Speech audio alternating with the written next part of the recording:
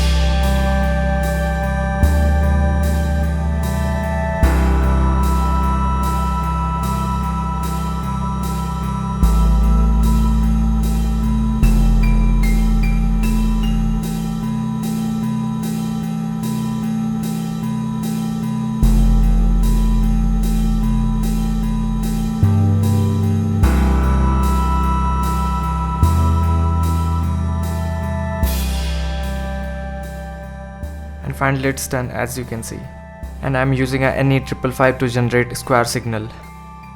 Now you can see how well it works. It's good for small project but not for big, and I will leave a purchasing link for this kit in the description below. You can check that out. That's all for today's guys. Hope you liked this video. Please like, comment and subscribe, and stay tuned for next video.